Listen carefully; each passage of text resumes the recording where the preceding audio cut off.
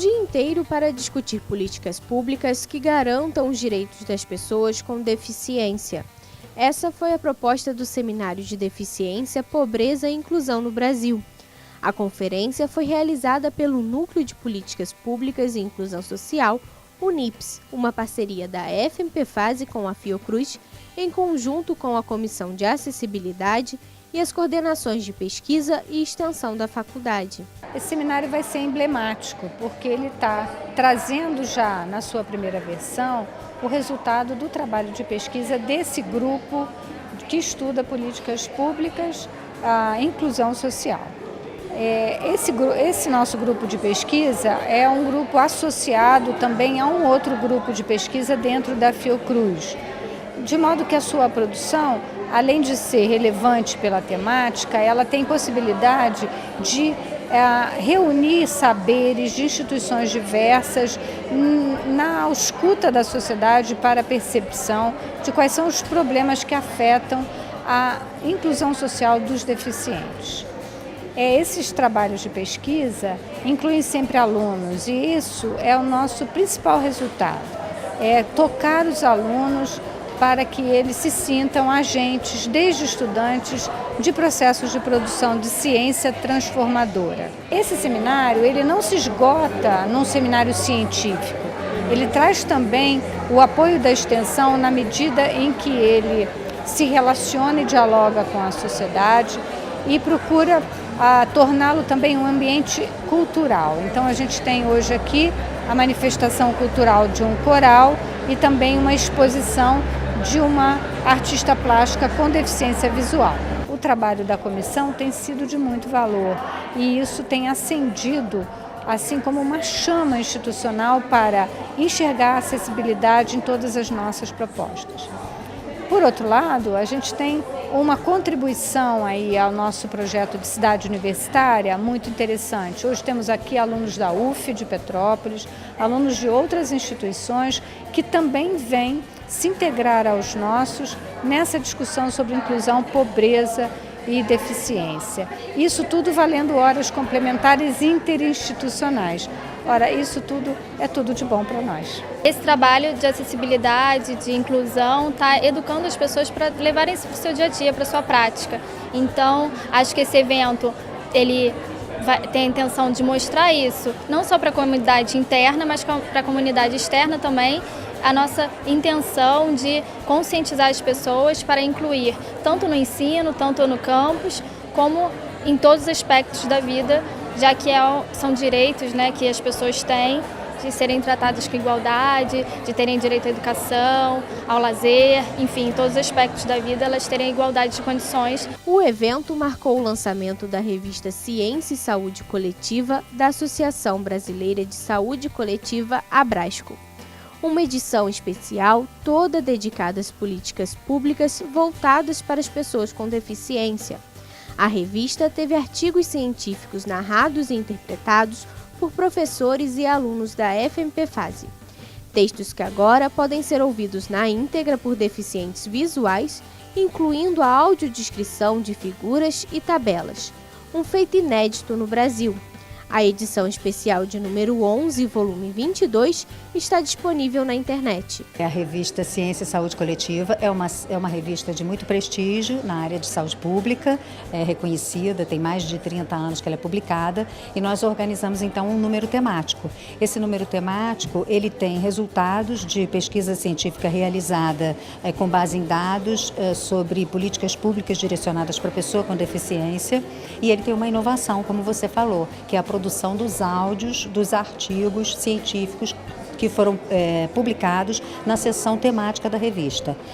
Esse desenvolvimento desses áudios tem por finalidade principal aumentar o acesso do público em geral e em especial das pessoas com deficiência à literatura científica. O que isso quer dizer? As pessoas com deficiência visual, por exemplo, têm algumas ferramentas que elas podem utilizar na leitura de artigos em PDF. Né? Você coloca lá uma ferramenta de leitura de artigo em PDF que ela escuta todo o artigo, só que é uma leitura de voz sintetizada. Esse tem o diferencial de ser uma voz, uma leitura mais humanizada. Então, isso já é um passo diferente, né? Uma questão aí que torna o trabalho especial. E uma outra coisa é que muitas pessoas têm a preferência por esse tipo de formato de literatura científica. O que facilita, inclusive, por exemplo, você é um estudante, está indo para a sua faculdade e quer escutar o artigo ao invés de ler, você bota no seu celular e escuta aquele artigo num outro formato. Quer dizer, você de fato a nossa proposta é ampliar o acesso à literatura científica para a população em geral, mas em especial para pessoas com deficiência, né? Esse é o grande mérito desse número. E o evento Deficiência, Pobreza e Inclusão Social aqui na nossa instituição, na verdade, ele marca a abertura de uma agenda que se propõe a ser uma agenda que vai incluir temas relacionados à acessibilidade e deficiência durante todo o ano de 2018. Esse é um ponto importantíssimo, não só pelo tema, porque, de fato, o desenvolvimento dos áudios teve esse objetivo pedagógico, né? Foi de sensibilizar os nossos estudantes para o tema da inclusão, mas, de fato, tem essa coisa adicional, que é você agregar a pesquisa e a extensão à formação dos nossos estudantes. E, na realidade, vale a pena também chamar a atenção. Para isso, foram 4 estudantes de cursos diferenciados, medicina, enfermagem e administração, e foram também professores, foram 5 professores, uma fonoaudióloga da Secretaria Municipal de Saúde que colaboraram conosco nesse trabalho. Quer dizer, foi um trabalho de fôlego que congregou muita gente e tomou bastante nosso tempo e nos trouxe grande realização. A gente teve que ler os artigos várias vezes o mesmo artigo para a gente poder ter uma interpretação boa, falar de uma forma clara, mas foi um trabalho muito gratificante, assim, foi muito legal, foi uma experiência muito boa que me acrescentou muito. O seminário contou com a presença do analista de políticas sociais do Departamento de Benefícios Assistenciais e Previdenciários do Ministério do Desenvolvimento Social, Márcio Crispim. Ele explicou que há uma grande dificuldade em mensurar a quantidade exata de pessoas com deficiência no país, uma vez que há 2 tipos de conceito, o biomédico e o biopsicossocial. Hoje a maior dificuldade que se tem numa política pública é a definição do conceito de deficiência. Você tem uma história dessa definição, que ela vem de uma história puramente médica, e que de uns tempos para cá se redefine isso, inclusive em âmbito internacional, na OMS, sobre um conceito mais biopsicossocial, onde a deficiência ela não está somente no corpo da pessoa, mas ela também está na sociedade. Então, quando a gente fala de pessoa com deficiência, é como as pessoas e a sociedade se prepara também para receber aquelas pessoas que são diferentes. Se ela não se prepara, a deficiência, aquela incapacidade que é vista no corpo, ela vai se agravar. Então, a deficiência ela vai existir. Mas quando você tem uma sociedade que é mais preparada, você não vai ter, não necessariamente, uma pessoa com maior deficiência. O Ministério do Desenvolvimento Social tem um conceito de análise biopsicossocial que ele aplica a avaliação dos seus beneficiários do BPC, e hoje são mais de 2,5 milhões de pessoas com deficiência que recebem um BPC, no valor de um salário mínimo por mês. O conceito biopsicossocial é aplicado desde 2009, quando entrou em vigor a Convenção Internacional dos Direitos da Pessoa com Deficiência. Só que há outras legislações que esse conceito ainda vigora um conceito biomédico. Então, a ideia de um conceito, ela depende também da política. Então, como a gente trabalha com políticas sociais no nosso âmbito, também o trabalho com os fatores ambientais que circundam essa pessoa, com o ambiente, com a sociedade, então a gente adota o conceito biopsicossocial há muitos anos. Essa iniciativa da FASE, ela sempre foi um sonho que a gente teve de dialogar com os futuros empresários, os futuros gestores, né? Os nossos futuros médicos. Então, falar com essa garotada sobre o que é inclusão, o que é acessibilidade, para nós é muito gratificante. A gente está num momento político muito importante, um momento em que a reforma previdenciária, a reforma trabalhista, né? Então, um momento em que todos os nossos conceitos estão sendo revisados, principalmente os conceitos éticos, né? E esse tema inclusão, tema acessibilidade e pessoa com deficiência foi um tema negligenciado durante muitos anos. Então, colocar à luz a esse tema é muito gratificante e eu estou muito feliz da gente estar participando desse evento aqui na FASE. Exemplos de superação, Virgínia Vendramini e Isabel Maior trouxeram suas vivências para o seminário. Isabel Maior é médica e é militante ativa da causa da inclusão e da acessibilidade. Como pessoa com deficiência, há mais de 40 anos, é lógico que eu passei por uma série de fases no nosso país. E, de certa maneira, embora não goste como estamos hoje, mas posso comparar que houve um grande progresso.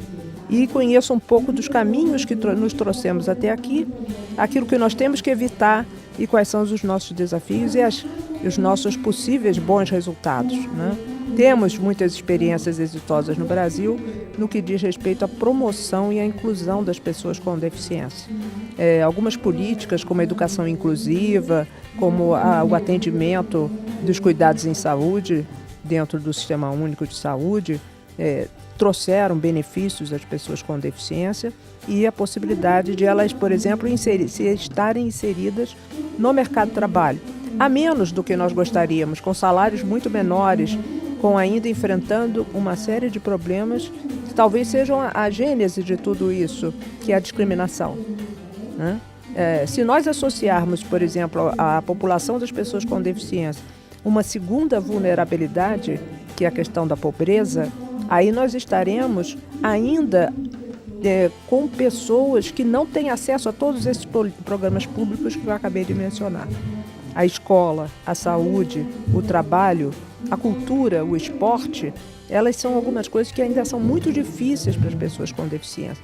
E tem um elo de ligação que está muito frágil no Brasil, a acessibilidade. Então, quando nós falamos sobre inclusão, obrigatoriamente nós estamos falando de direitos, né? Os direitos humanos das pessoas com deficiência. Temos legislação muito farta sobre isso, mas o mais importante é o elo de ligação, a acessibilidade. A deficiência visual nunca impediu Virgínia Vendramini de pôr em prática as suas ideias. Ex-professora do Instituto Benjamin Constant, ela publicou uma série de livros de poesia e também se dedica às artes plásticas. O hall que dá acesso ao anfiteatro da faculdade ganhou novas cores e formas com as tapeçarias e esculturas em bronze de Virgínia. Muito louco você pensar que uma pessoa assim, que é cega faça coisas tão lindas assim, né? Tão diferentes, né? Cada obra é muito única. Assim. Andressa Penido, engenheira civil, participou de todo o seminário. Um tema que ela acompanha desde os tempos em que ainda era uma estudante universitária. Estou aqui nesse evento desde o início, né, da programação. Acho que agrega muito valor para todo cidadão. Isso é um tema relevante para todo mundo, independente de você ter ou não alguém que faça parte da sua vida e que seja deficiente físico. O meu trabalho de conclusão de curso foi voltado para essa área, sobre edificações voltadas para pessoas com deficiência ou acessibilidade reduzida, gestantes, pessoas com muleta, enfim, que não vão passar esse período todo da vida com alguma deficiência. O coach, ele trabalha muito em cima de desenvolvimento de competências comportamentais. E nesse aspecto somos todos deficientes, todos nós temos alguma deficiência comportamental que nos atrapalha a chegar a algum objetivo e que acaba atrapalhando quem está perto da gente. Eu vou falar um pouco de QA, que é o quociente de diversidade, que são baseados em 4 fatores, 4 elementos que ajudam as pessoas a lidar com situações adversas. E uma coisa muito interessante é que a gente fala muito do QI, né, da nossa inteligência, mas quanto maior a minha capacidade de lidar com a adversidade, mais eu consigo acessar o meu QI. Então tem uma relação direta. O exemplo que eu gosto de dar são as pessoas que estudam bastante para a prova e chega na hora dá um branco. Então ela tem o conhecimento, mas ela não teve a condição, vamos dizer, emocional de lidar com aquela situação, com aquela adversidade. E isso a gente pode desenvolver e melhorar. E é esse recado que eu quero passar para todo mundo.